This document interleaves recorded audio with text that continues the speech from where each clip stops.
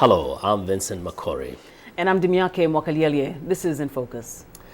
Well, Nigerian officials say President Umaru Yar'Adua returned to the country early Wednesday after spending 3 months in Saudi hospital.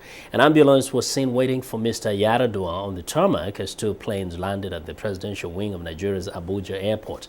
There was no immediate sighting of the president, who was flown to Saudi Arabia November 23rd because of what officials described as a heart ailment. Yar'Adua's absence brought Nigeria to the brink of a constitutional crisis, and officials expressed doubt Mr. Yar'Adua will immediately reclaim power from Vice President Goodluck Jonathan, whom Parliament made the country's acting leader in the president's absence.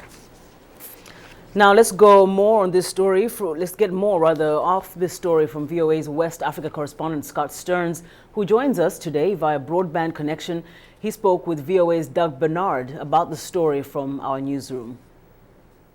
President Umaru Yar'Adua returned to Abuja early this morning after 3 months in a hospital in Saudi Arabia for treatment of acute pericarditis, which is the enlargement of muscles around his heart. Before the president left Nigeria at the end of November, he did not notify the National Assembly that he was leaving the country. And under Nigeria's constitution, lawmakers may only transfer power from the president to the vice president if the president gives them written notification. After more than 70 days outside the country, and with Nigeria facing a constitutional crisis, the National Assembly decided to act based on a radio interview that the president gave, saying that he was in Saudi Arabia for medical treatment. That didn't meet the letter of the Constitution because it was not written notification. And some of the president's supporters are now challenging the appointment of Vice President Goodluck Jonathan as acting president. President Yar'Adua's return to Abuja then raises the questions of when he might resume power and how much longer Goodluck Jonathan would be the acting president.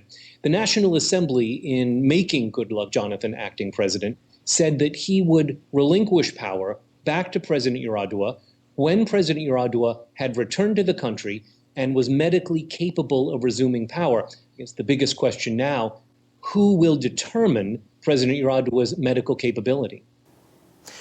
Scott, shifting gears for just a quick moment, we understand that there has also, in another country, in Mali, been a hostage release. What can you tell us about that?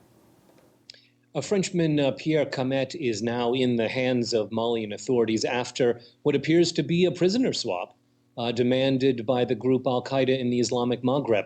Mali's government Sunday released 4 suspected terrorists after Al-Qaeda in the Islamic Maghreb threatened to kill Camet, and well, it's been met with mixed reactions. Not surprisingly, the French President Nicolas Sarkozy has welcomed the release and thanked Malian President Amadou Toumani Touré for his handling of the crisis. Algeria and Mauritania, however, are very unhappy about the move.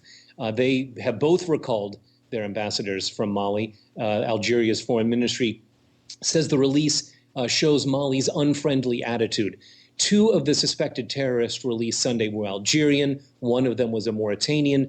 Both of those governments intended to try their nationals for terrorism-related crimes. And now that they've been released, they're back out in circulation.